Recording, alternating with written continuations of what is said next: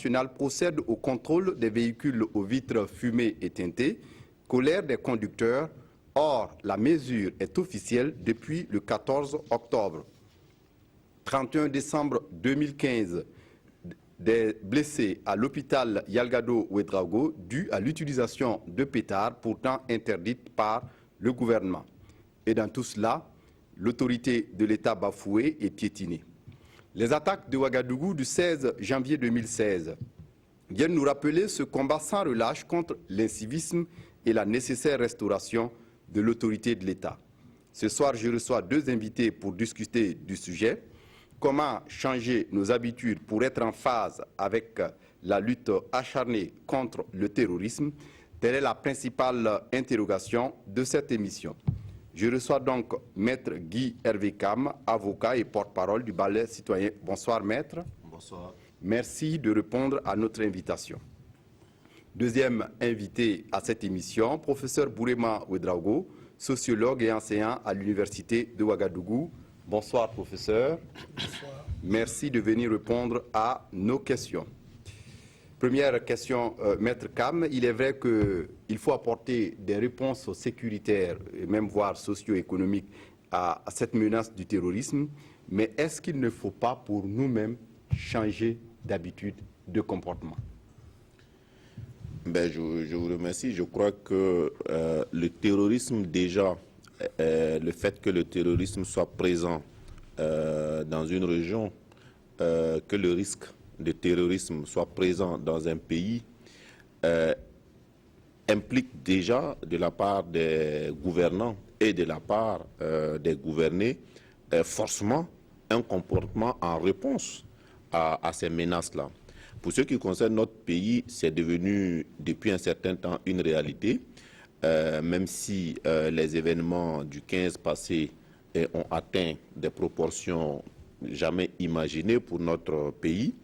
Et je pense qu'on doit pouvoir dire que depuis le 15, justement, tout le monde doit avoir pris conscience qu'il y a un certain nombre de choses qu'il faut changer, il y a un certain nombre de comportements qu'il faut avoir pour venir en réponse à ce terrorisme-là. Parce que il ne faut pas croire que les terroristes, ils ont frappé le 15 et puis c'est fini. Maintenant, à partir du moment où il faut lutter, nous devons forcément changer nos comportements. Et changer nos comportements, ça veut dire beaucoup de choses sur lesquelles peut-être qu'on reviendra. Voilà. Oui, professeur Bourema Ouedraogo, donc c'est une nouvelle donne pour le Burkina Faso et donc une nouvelle façon d'être, une nouvelle façon de faire. Absolument. Merci pour l'invitation. Au moment où le pays est encore sous le choc, je voudrais m'incliner sur la mémoire des victimes de ces attentats. Je pense qu'effectivement c'était inouï, c'était inattendu et aucun mot, aucun qualificatif, aucun superlatif n'est assez suffisant pour caractériser ce qui est arrivé à notre pays le 15. Cela dit, je pense effectivement que pour arriver à contenir ce phénomène, ce terrorisme, il faut une responsabilité partagée. Comme le disait Maître Cam, il faut de la part de tous les citoyens, gouvernants comme gouvernés, que les gens ensemble essaient de regarder la réalité en face et essaient de voir ensemble comment arriver donc à contenir ce mal-là. Je pense que le mal est plus profond que les gens ne semblent percevoir, parce que la relation justement entre les gouvernants et les gouvernés, l'incivisme dont il est question tout à l'heure, je pense que ces causes sont très très profondes. Elles sont très très profondes parce que je pense que pour parler véritablement de ce qui nous arrive aujourd'hui et qu'on met facilement sur le compte de l'incivisme, je pense qu'il faut questionner même ce que c'est que l'État. Parce qu'en fait, on constate qu'il y a une sorte de rejet, une sorte de méfiance vis-à-vis de l'autorité, pas de toutes les autorités, disons singulièrement de l'autorité politique. Et cela nous amène donc à questionner un peu le rapport entre gouvernants et gouvernés. Tout à fait. Je pense que quelqu'un a défini l'État comme étant le monopole de la violence légitime. Je pense que cette définition, si on devait s'en tenir à elle rend très très mal compte de notre situation aujourd'hui. Parce que monopole de quoi? Monopole de quelle violence? On se rend compte qu'aujourd'hui, est-ce que l'État a les moyens, justement, de sa politique, en termes de répression même? Effectifs de gendarmes, effectifs de policiers, moyens de lutte. Oui. Est-ce qu'on a ces moyens-là? Donc, je me pose cette question-là. Par ailleurs, monopole de quoi quand on sait que la peur même du gendarme, la peur du policier est en train de s'effriter sous nos yeux? Les gens n'ont plus peur de la police, n'ont plus peur de la gendarmerie. Je peux même dire que les gens, au dernier temps du régime de Chu, les gens n'avaient même pas peur du RSP, qui avait réussi à construire tout un mythe autour, un imaginaire autour de sa puissance. Et donc, je veux dire que là aussi, monopole de quoi? Et enfin, évidemment, monopole de quoi quand on sait que cet esprit d'insoumission qui, depuis 2011, ne fait que monter crescendo, de ce rejet de l'État et de l'autorité, je me dis qu'il y a lieu de questionner ces rapports et de voir d'où ça vient. D'où, justement, je pense qu'il faut même revenir à cette définition de l'État et peut-être voir l'État aujourd'hui, que ce qui est en cause, et là c'est très très profond, c'est peut-être même, je veux dire, la légitimité, le symbole de l'État qui est en cause. C'est le symbole. Qu'est-ce qui peut contenir les gens? Quelles croyances les gens ont vis-à-vis de l'État, du pouvoir de l'État, pour pouvoir justement se soumettre volontairement à l'autorité de l'État? Je pense que c'est ça qui est en cause. Vous aurez le temps de revenir sur ces aspects dans la deuxième partie de cette émission. Mais pour l'instant, Maître Cam, on l'a vu, si changement de comportement ou d'habitude il doit y avoir, par où il faut commencer? Est-ce que c'est d'abord la vigilance par rapport à tout ce qui nous entoure, à tous ces mouvements? Non, ce que je veux commencer par dire, c'est que le changement de comportement ne veut pas dire déjà que nous devons changer notre manière de vivre. Donc, nous devons sans doute maintenir notre manière de vivre parce que les terroristes ont envie, en fait, de désorganiser la société et il ne faut pas que nous cédons à cela. Par contre, changer de comportement, déjà, veut dire que nous devenons tous, en réalité, des acteurs de la lutte contre le terrorisme. Et lorsque on est chacun et tous acteurs de la lutte contre le terrorisme, cela veut dire qu'on est déjà tous en phase avec les moyens que l'autorité légitime va mettre en place. Pour lutter contre le terrorisme, les autorités sécuritaires vont prendre des dispositions. Ils ont déjà pris des dispositions. Et nous, en tant qu'acteurs de la lutte contre le terrorisme, nous devons déjà respecter ces dispositions-là à la lettre. Et je dirais, d'ailleurs, nous devons respecter cela avec joie. Parce qu'en réalité, ça peut nous imposer des contraintes. Mais au fond, ce sont des contraintes pour notre propre sécurité. Et en plus de cela, changer de comportement veut dire que ce que l'on pouvait faire, ce que l'on pouvait voir avec une certaine négligence ne devrait pas, en réalité, être le cas désormais. Ça veut dire que la question des signalements, par exemple, sans tomber dans l'abus, il va falloir que chacun, en fait, à son niveau, essaie donc de répondre à ça. Donc, ça veut dire que ce qu'on pouvait négliger hier, on ne doit plus le négliger. Et surtout, il ne faut pas aussi à la limite de passe-droit. Ça veut dire chacun doit donner l'exemple. Je vais vous dire quelque chose. Lorsque vous avez parlé tout de suite de pétards, au fond, quand on regarde, on se dit, mais tous ceux qui faisaient péter ces pétards-là, la plupart, ce n'est pas des gens qui travaillent. Ça veut dire qu'il y a des parents qui ont donné l'argent à leurs enfants pour aller acheter des pétards. Le changement de comportement, ça rentre dans tout ça. Ça veut dire que le parent qui sait que le pétard est interdit doit pouvoir expliquer à son enfant que je ne peux pas te payer le pétard, tu peux pleurer, mais il ne faut pas pleurer parce que si les autorités ont dit ça, c'est pour telle raison. Donc il y a un changement de comportement. Il y a aussi le fait, même toujours concernant ces pétards, il y a aussi le fait qu'on a pensé à un moment donné que c'est de la défiance par rapport à l'autorité de l'État pour certains commerçants de faire venir ces pétards ou pour certains acteurs de pouvoir utiliser ces pétards. Oui, ça peut... Je ne sais pas si on peut dire que c'est de la défiance. Moi, je me souviens que, je ne sais pas si c'était la veille de Noël ou la veille du 31, il y a un jeune qui est venu me proposer des pétards. Et je lui dis, mais vous ne pouvez pas me vendre des pétards, c'est interdit. Il a dit, ah, bon, nous, on a acheté. Si nous, on ne vend pas, qu'est-ce qu'on fait avec? Et je lui ai expliqué, mais qu'est-ce que ça veut dire cela? Ça veut dire que sans doute, on a pris une décision d'interdire les pétards, mais est-ce qu'il y a eu suffisamment d'explications pour dire aux gens pourquoi le pétard est interdit. Donc, dans le changement de comportement de l'autorité, enfin de tout le monde, il y a aussi le changement de comportement de l'autorité. C'est-à-dire que toute décision doit être expliquée. Et À mon avis, celui qui fait péter, celui qui vend ses pétards, s'il comprend qu'il peut lui-même être victime et que c'est pour sa propre sécurité, le comportement ne peut pas être le même. Donc, ça veut dire que notre approche même de la vie en société, de par les décisions que nous prenons en tant qu'autorité, de par les comportements que nous avons en tant que citoyens, c'est cela qui doit changer et qui doit répondre à un objectif qui est d'assurer la sécurité publique finalement. Oui. Mais, professeur Bourema Ouedraogo, par rapport à ces comportements, est-ce qu'il faut identifier un certain nombre d'éléments clés?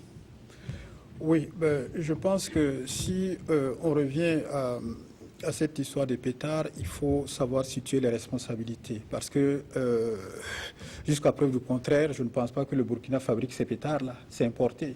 Alors, par quelle voie ces pétards-là traversent nos frontières et se trouvent sur le marché? Dans le même temps, sans vous couper, professeur, oui. Dans le même temps, en fin 2015, en France, on avait interdit les mêmes pétards, l'utilisation. Et dès la prise de décision par le gouvernement français, on a instauré un contrôle strict aux frontières pour que déjà ces pétards ne puissent pas franchir les frontières de la France. Absolument. Donc, je pense qu'il y a une responsabilité à ce niveau déjà qu'il faut voir. Mais je suis d'accord avec M. Kam qu'effectivement, à la matière, il faut effectivement que les gens comprennent que la sécurité, c'est dans leur propre intérêt. C'est en fait dans l'intérêt de tout le monde. Mais, bon, comme on dit, il y a ce vieux proverbe qui dit qu'à quelque chose malheur est bon. Je pense que ce qui est arrivé le 15 là est une leçon de choses. Je pense que ceux qui ont vu ça, ceux qui ont vu les images de ça, doivent comprendre justement, quand on dit maintenant il faut garer comme ça, il ne faut pas garer comme ça, ben, il faut se laisser fouiller facilement. Je crois qu'à partir de ce qu'on a vu, je pense que les gens sont un peu adeptes de ce que j'appellerais moi une pédagogie du concret. Tant qu'ils n'ont pas vu, n'ont pas touché, c'est un peu comme des tomates, hein, ils ne croient pas. Mais maintenant, je crois que ça aura servi au moins à ça, que désormais, dorénavant, les gens vont effectivement comprendre que les mesures de sécurité qui sont imposées, c'est premièrement par rapport à leur propre sécurité et que c'est très très important. Je pense que ça va faire école. Oui. Et en dehors de ces mesures de sécurité, est-ce que pour nous-mêmes, comme l'a dit Maître Guy Hervé Kam, pour nous-mêmes, ce changement de comportement doit être fondamental? Absolument, ça doit être fondamental. Moi, pour prendre un exemple banal, tout à l'heure, je devais garer à côté de l'hôtel Silmandé. Il y avait le militaire en tenue qui était à côté. Il ne m'avait pas vu, j'ai garé, mais c'est moi qui l'ai rejoint et je lui ai dit, bon, est-ce que je peux garer? Et il est venu, il m'a dit, bon, vous pouvez, mais il faut ouvrir, je vais fouiller. J'ai ouvert, il a fouillé. Donc, ça veut dire que c'est un exemple de changement de comportement parce que je pense qu'il faut que les gens, volontairement, ils adhèrent à ces consignes de sécurité. Je pense que c'est dans l'intérêt de tout le monde. Oui. Maître Kam, dans son message à l'attention de la nation burkinabé, le président du FASO a parlé de collaboration de la part des citoyens pour mener efficacement la lutte contre le terrorisme et on pense à la police de proximité, mais on l'a vu de par aussi le passé, certaines expériences ont tourné court.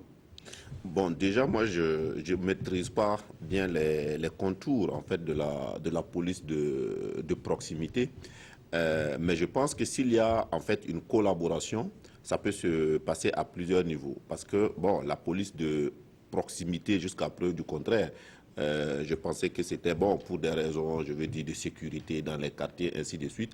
Par contre, le problème de collaboration tel que ça se passe ici, ça dépasse cela. Parce qu'en réalité, les autorités policières, elles ne peuvent pas travailler s'ils n'ont pas d'informations, s'ils n'ont pas, en fait, de renseignements. Or, nous sommes dans une société où, en général, les gens se disent il ne faut pas que là, ça vienne par moi. Donc, si je dénonce, s'il a un problème, c'est comme si c'est moi qui lui ai créé le problème. On a cette façon de se comporter là, ici. Donc, je pense que, en fait, la collaboration avec les autorités policières, c'est de dire tout simplement qu'en réalité, ces autorités-là, nous avons le même objectif. Nous sommes des partenaires. Donc, s'ils demandent des renseignements, nous devons répondre de bonne foi. Et si nous avons aussi des informations de bonne foi, nous devons le leur donner. C'est déjà ça, en fait, la collaboration. Et vous avez parlé de l'exemple d'avril 2015. Là aussi, il y a un manque de collaboration. Parce que voici des douaniers qui sont en train de faire leur travail et la population se fait justice elle-même. Donc la collaboration suppose aussi que si les autorités sont en train de faire leur travail, qu'on leur laisse faire leur travail, même si ça ne nous plaît pas. Parce qu'au-delà de tout, c'est l'intérêt du pays, c'est l'intérêt de notre sécurité qui est en cause. Donc, en fait, c'est quelque chose qui est multidimensionnel, si on peut le dire ainsi. Et en tout cas, une chose est certaine, c'est qu'elle est fondamentale dans la lutte contre un phénomène comme le terrorisme. Professeur Ouédraogo. Oui, fondamental, oui, tout à fait d'accord, parce que je parlais tout à l'heure du monopole de la violence et justement, et dans les faits, il n'y a pas de monopole. Justement, je pense que l'idée même de police de proximité naît du fait que l'État prend conscience justement de ses propres insuffisances.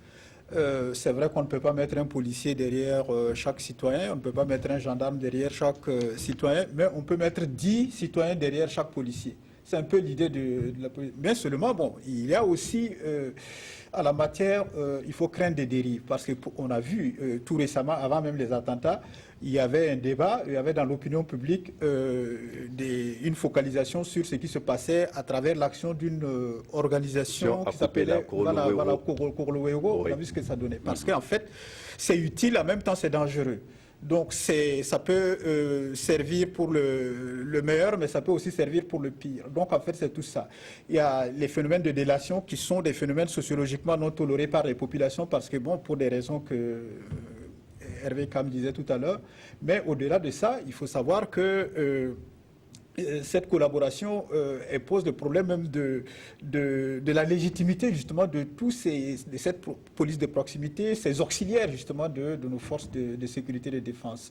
Donc c'est pas du tout évident que si on doit les accepter, si on doit s'appuyer là-dessus, il faut que ça soit canalisé, il faut que ça soit réglementé, il faut mettre des balises, il faut mettre des garde-fous pour justement éviter les dérives éventuelles qui peuvent compliquer plus la situation qu'elle ne l'arrange. Oui, et pour vous, toujours dans cette question de collaboration, on a aussi le fait qu'il faut arriver à pouvoir allier à la fois cette nécessaire transparence dans tout ce que l'État peut avoir à faire pour que, comme l'a dit Maître Kam, on puisse ne pas porter des amalgames sur un certain nombre d'actions menées sur le terrain. Oui, il faut de la transparence, il faut objectivement de la solidarité, il faut expliciter les enjeux, il faut beaucoup de communication, parce que très souvent aussi, c'est quand il n'y a pas suffisamment de communication pour expliquer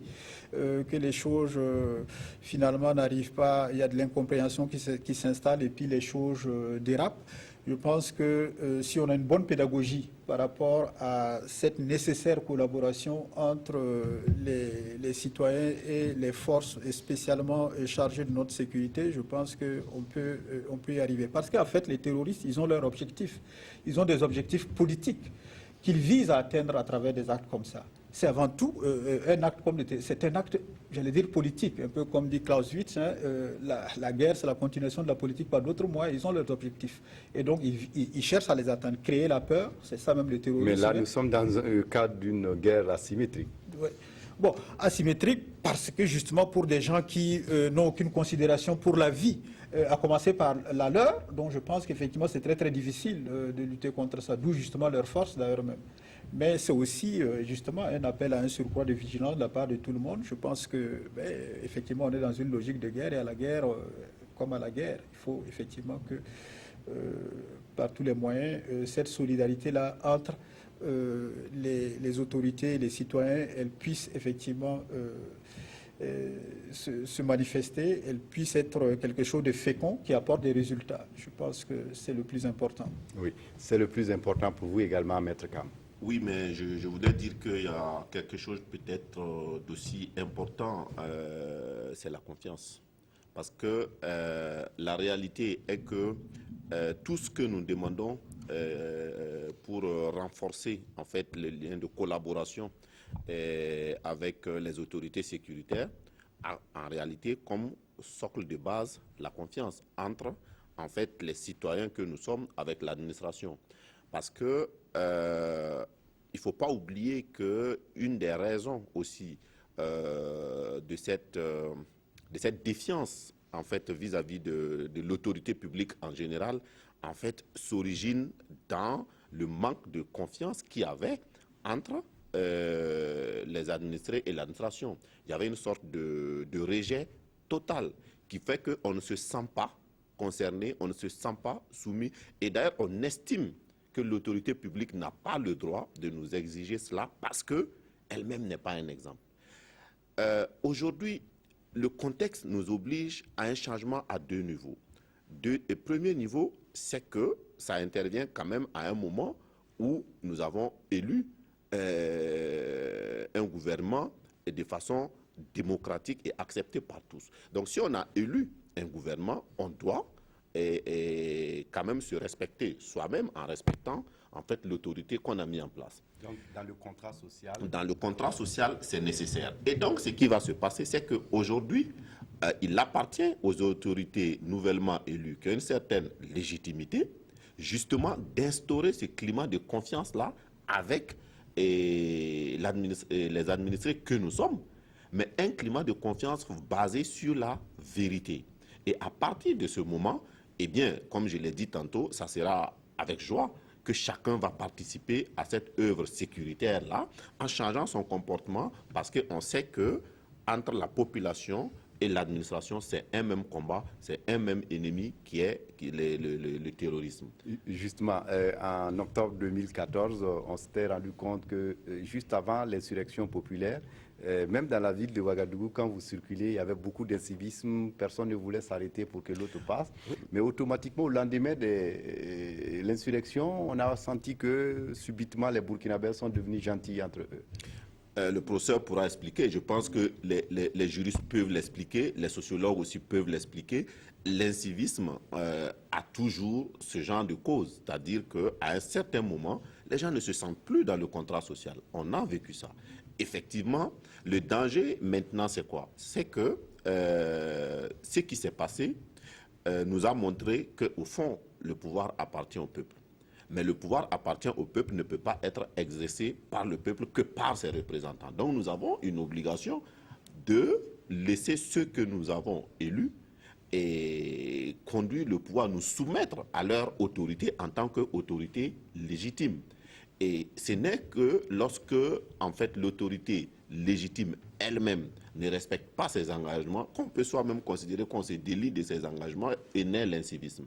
Donc, je pense que ça, autant ça pouvait s'expliquer avant l'insurrection, autant aujourd'hui, ça ne devrait pas pouvoir s'expliquer. Autant aujourd'hui, avec la conjoncture actuelle, ce qui doit pouvoir s'expliquer, c'est que tous les Burkinabés se disent que finalement, ce pouvoir-là, c'est nous qui devons l'exercer et que pour que nous puissions l'exercer, il faut que nous collaborons avec les forces sécuritaires. Pour que nous puissions l'exercer, il faut que nous respectons l'autorité légitime parce que c'est comme ça que la société peut fonctionner. Oui, professeur Ouedraogo. Tout à fait. Je pense qu'avant la chute du régime, ce qu'on a qualifié d'incivisme, que moi-même j'appelle cette montée de l'humeur anti-institutionnelle, avait un but. C'était justement parvenir à nous débarrasser justement de ce régime que vous connaissez.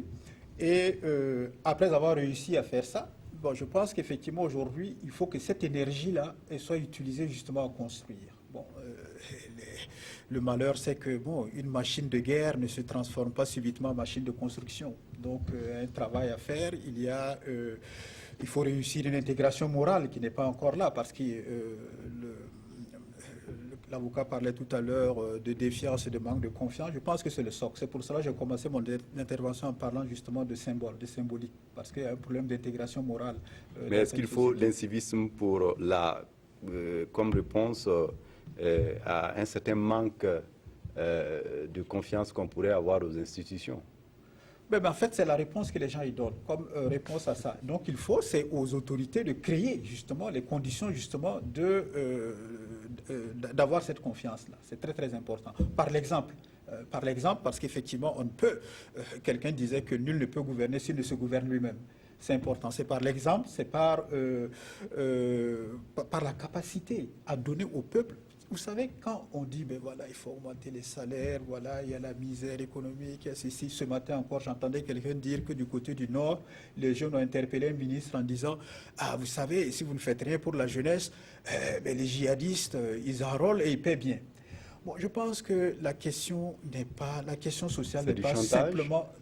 Peut-être du chantage, mais je veux dire, même pas ça, je veux dire que la question sociale n'est pas simplement une question de porte-monnaie, ce n'est pas une question de portefeuille, ce n'est pas une question de manger. C'est important, il y a ça. Mais aussi, surtout, plus important, c'est une question de donner des idéaux aux gens, une question de donner des croyances aux gens. C'est peut-être ça qui manque le plus dans notre pays. Moi, des fois, je prends des exemples pour faire rire. J'aime caricaturer quand je suis avec mes étudiants. Je dis, mais vous savez, quand on parle, les syndicats disent qu'il faut augmenter les salaires. Je dis, mais si les gens ont suffisamment confiance à un régime politique, vous savez, les gens peuvent consentir des baisses de salaire, même dans ce pays-là. Pour peu qu'ils aient effectivement confiance et qu'ils comprennent pourquoi il faut consentir des sacrifices à un moment donné. Les gens sont capables de le faire. Donc, vous voyez, parce que c'est important. Je pense que c'est ça qui a manqué à ce pays-là. Vous savez, quelqu'un nous a fait croire qu'il voulait construire dans ce pays une société d'espérance et de progrès. Finalement, le seul progrès qu'on a vu dans ce pays, c'était le progrès des taux de croissance. En termes d'espérance, on n'en a pas vu grand-chose. Et ce n'est pas étonnant qu'on ait vu tout ce qu'on a vu là. Donc, Oui, et donc, pour mettre Cam, on l'a vu, si face à l'incivisme, l'autorité de l'État recule, et qu'il faut une nécessaire restauration de l'autorité de l'État. Vous l'avez dit, il faut d'abord que ceux qui ont la charge de cette gestion de l'État au sommet donnent l'exemple. Absolument, parce que je suis de ceux qui pensent qu'en aucun cas, on ne peut instaurer l'autorité de l'État par la force. C'est voué à l'échec. On ne peut pas. L'État a le monopole de la force, mais c'est une force qui s'assoit sur des relations sociales claires. Quand vous prenez, par exemple, ces derniers temps, qu'est-ce qu'on a vu? Lorsqu'il y a un accident, celui qui est dans une voiture de luxe, même s'il a raison, il doit fuir. Tout simplement parce que les gens se disent, ah ben, puisqu'il est riche, à la justice, il aura raison. Donc les gens se font justice. Quand vous voulez corriger ça, qu'est-ce qu'il faut faire? Tout comme on lui reproche même d'avoir volé pour avoir non, c'est ce que je veux dire. Justement, quand vous voulez corriger ça, qu'est-ce qu'il faut faire? C'est que, d'abord, on travaille à ce que les gens ne voient pas à tous ceux qui ont, comme on appelle, une certaine aisance, des voleurs. Deuxième élément, il faut que, lorsque on va, par exemple, chez les autorités publiques comme en justice, qu'on puisse en sortir satisfait, même si on a perdu, parce qu'on a confiance aux institutions. Et à partir de ce moment, l'autorité de l'État s'impose tout naturellement.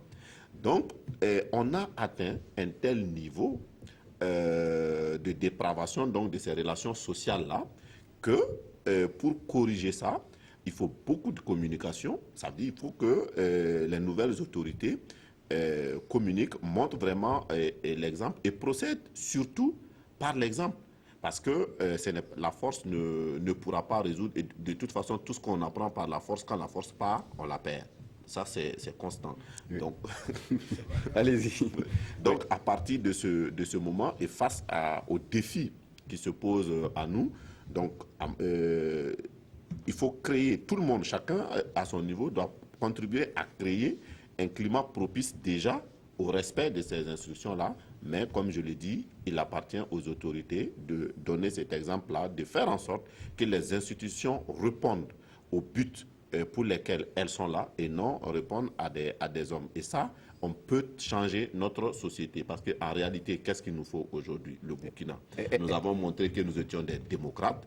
Et si nous avons des autorités démocrates dans le bon sens, je pense que le civisme va venir de soi-même. Justement, est-ce que souvent cet incivisme n'est pas aussi dû par le fait que le citoyen n'a pas le sentiment que l'autorité qui est en face de lui a été élue démocratiquement, a été vraiment son représentant du fond du cœur?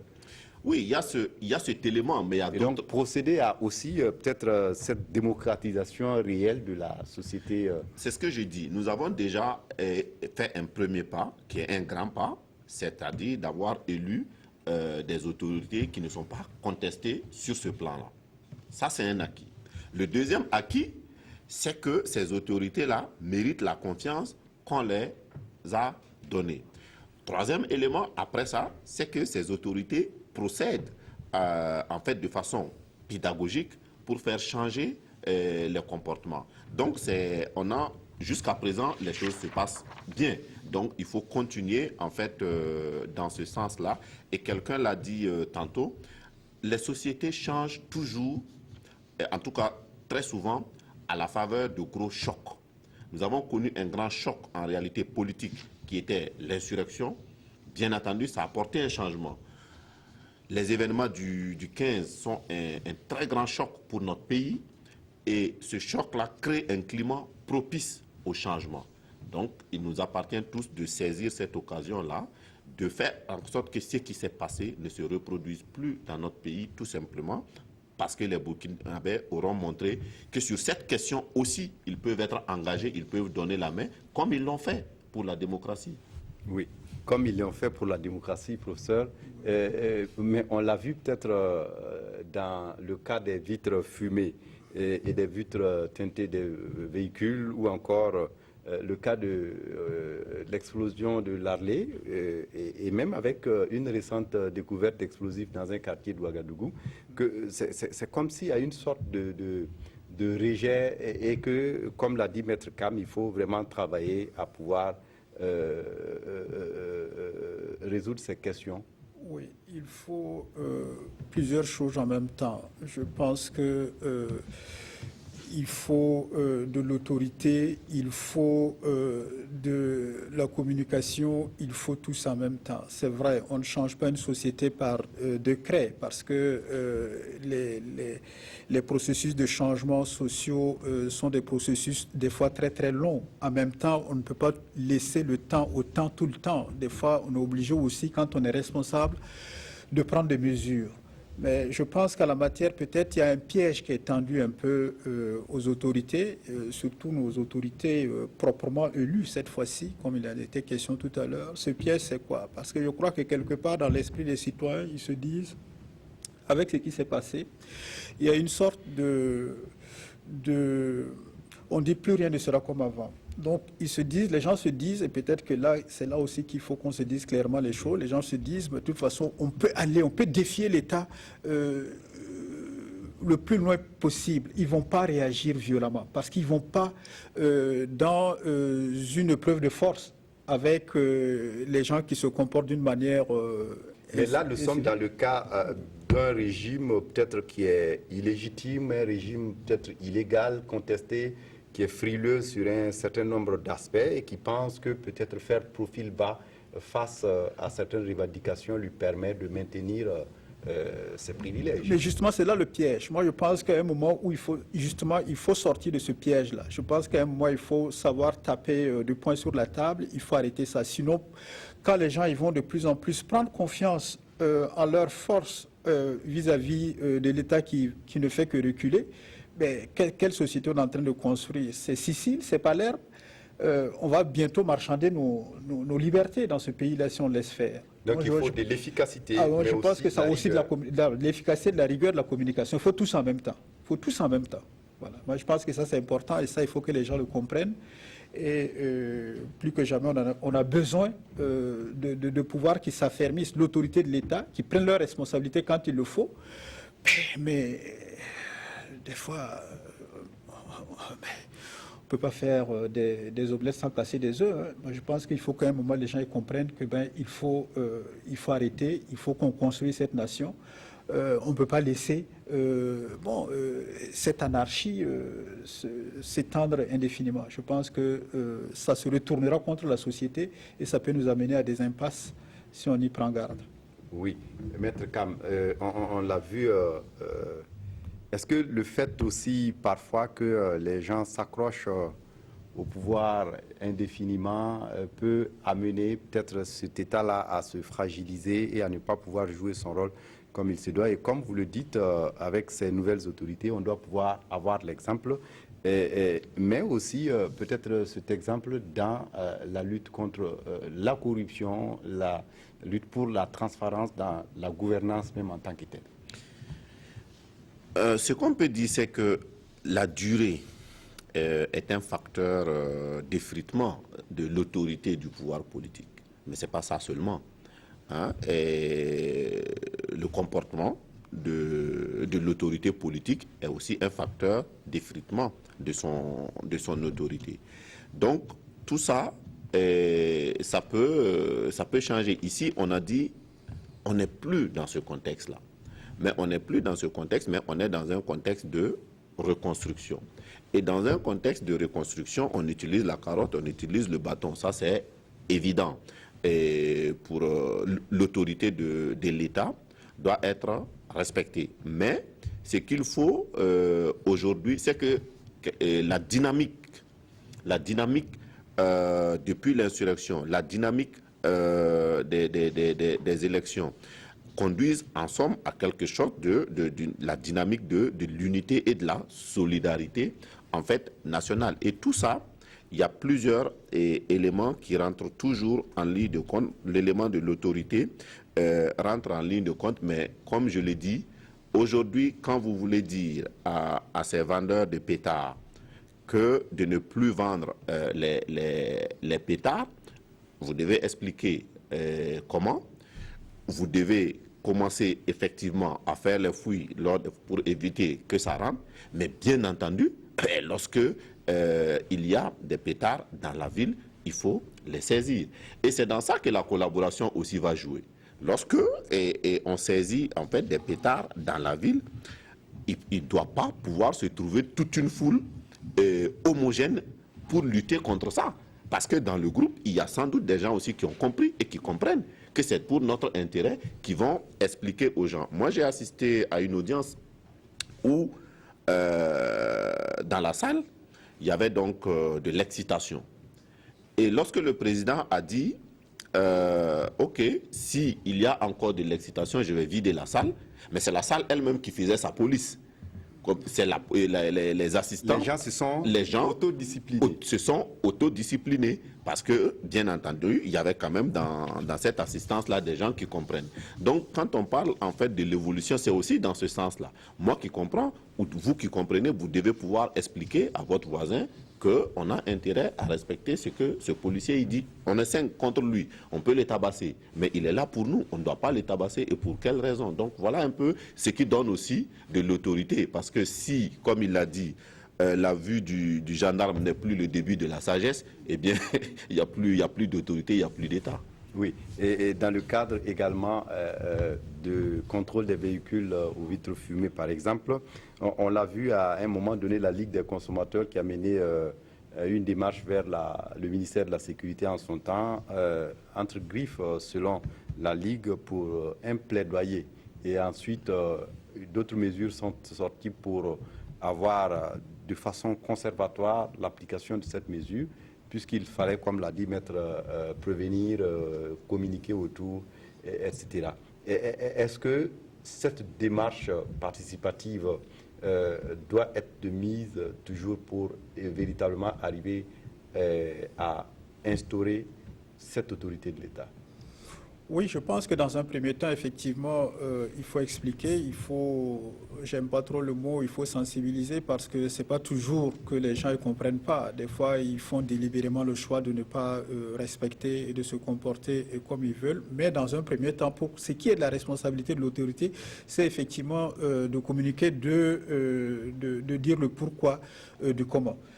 À partir de là, effectivement, la deuxième chose, c'est effectivement... montrer la force pour dire qu'on ne peut pas tolérer, on ne peut pas laisser, parce que sinon ça serait une fuite de responsabilité. Je pense que force doit rester à la loi, comme on dit, et donc il faut quand même on assume ses responsabilités.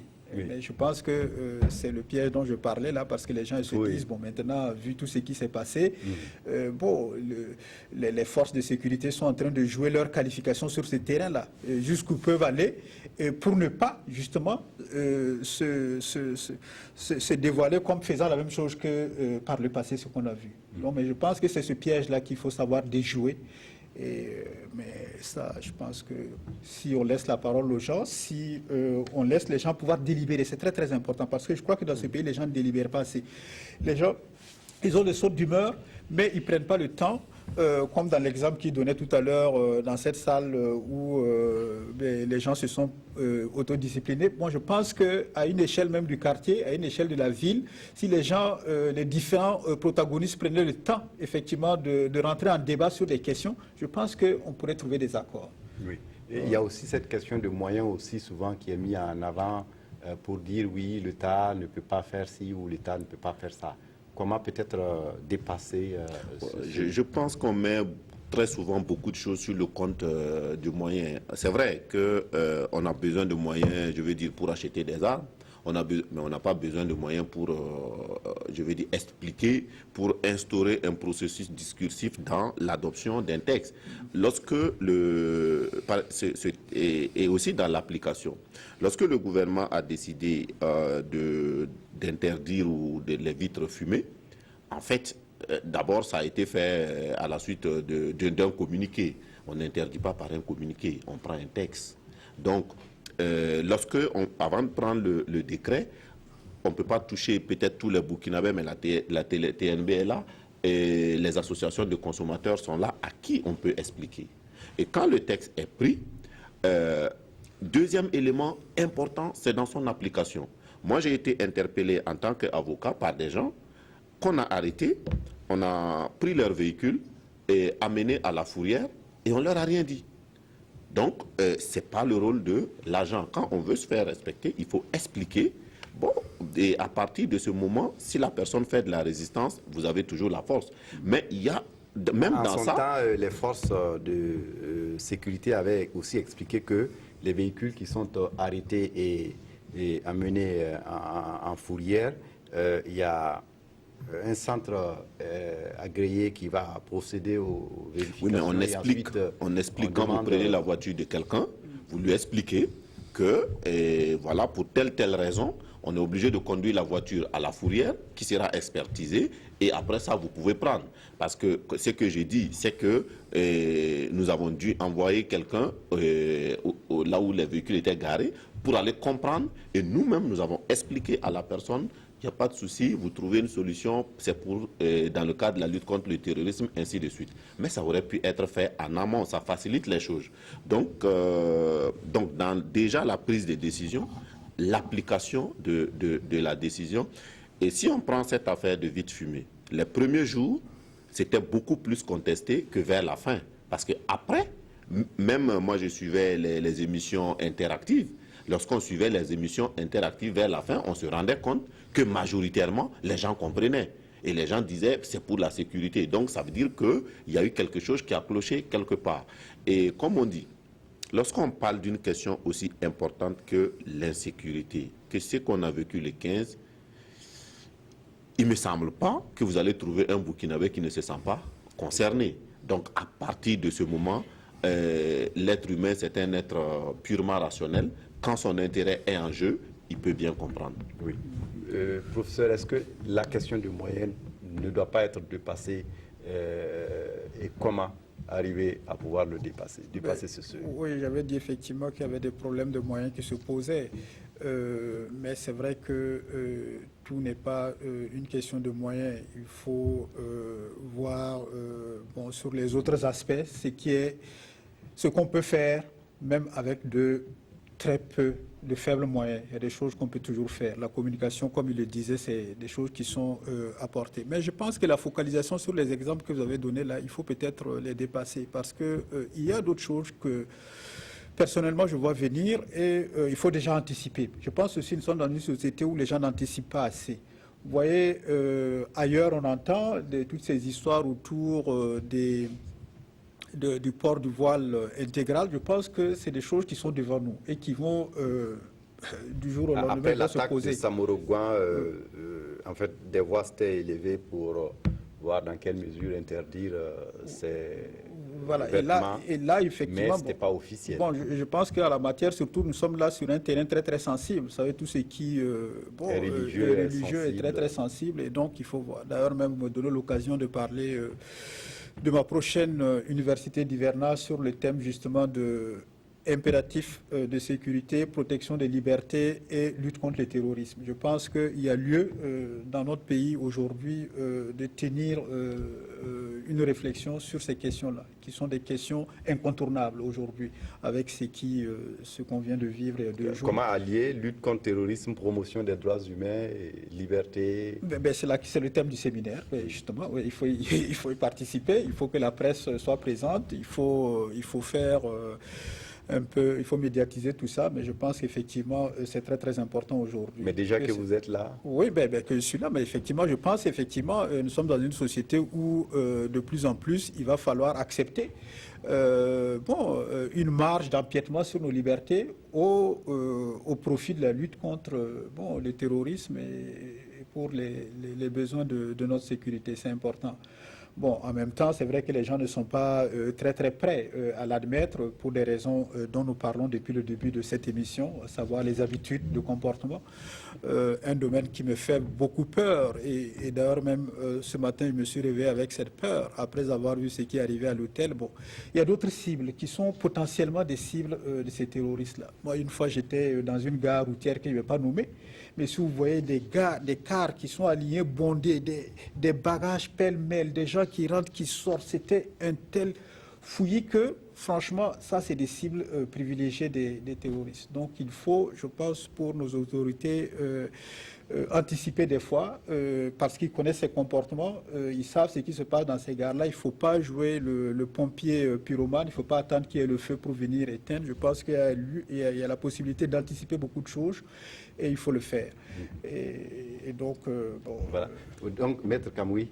Oui, non, je voulais dire quelque chose sur justement le changement de comportement, les questions de moyens. Vous avez parlé tantôt des questions d'interdiction du voile. Je disais que, en fait, tout le monde peut comprendre.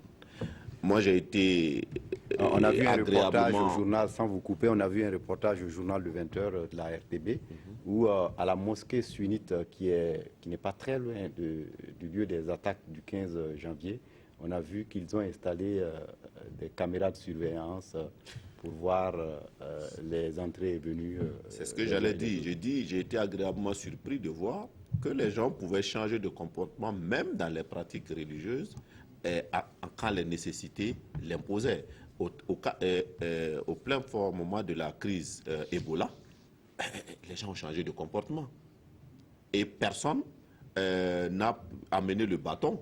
Ça veut dire, je pense que chacun regarde dans sa pratique qu'est-ce qui peut être fait, et les gens l'ont fait. Moi, je partais à l'église, la paix du Christ, on ne se saluait plus. C'est qu'on est né trouvé et ça a changé. Et ça peut toujours, mais en général, ce qui pose des problèmes, c'est la stigmatisation. Quand on on pose les problèmes et qu'on les résout sans stigmatiser, à mon avis, ça ne pose aucun problème. Donc, nous avons cet avantage-là qu'on peut discuter sur tous les sujets dans notre pays, mais profitons-en, discutons, et pour tout ce qui concerne la sécurité, c'est chacun qui, à son niveau, trouvera donc les solutions idoines, et ça va passer. Donc, je pense que de ce point de vue-là, on accuse très souvent le manque de moyens pour rien. Et les moyens, on les utilise par préférence là où ça doit aller. Aujourd'hui, on dit, OK, les questions socio-économiques sont prioritaires. Mais qu'est-ce que vous voulez réussir sur le plan socio-économique dans un contexte qui n'est pas sécurisé? Ce n'est pas possible. Donc, il faut équilibrer. L'État est un État. Chacun doit jouer sa partition. Et moi, je ne suis pas convaincu que si aujourd'hui, le professeur l'a dit tantôt, on demande un sacrifice supplémentaire au peuple burkinabé pour des raisons de sécurité, les gens vont refuser. La seule condition sera qu'on soit certain que le sacrifice qu'on nous demande servira vraiment à la lutte contre le terrorisme et non pour des personnes de payer la scolarité de leurs enfants dans des universités européennes. Donc c'est ça le souci. Donc à partir de ce moment, on peut dépasser la question des moyens. Oui, professeur.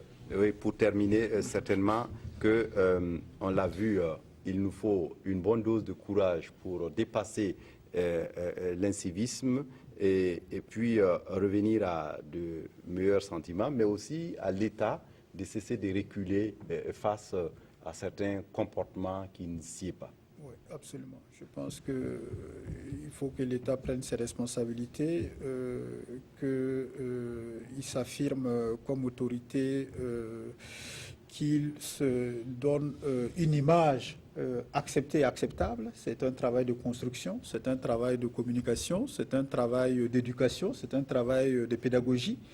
Donc je pense que si ce travail est fait, il n'y a pas de raison qu'on ne puisse pas allier et la coercition et le consensus sur des questions fondamentales où il y va de la sécurité de tout un chacun. On termine par vous, Maître Kam.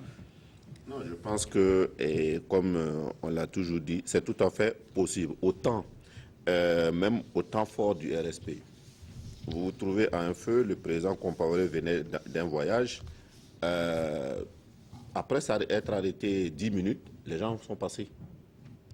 Et aujourd'hui, quand on voit le barrage dans la zone du drame du 15, personne ne force.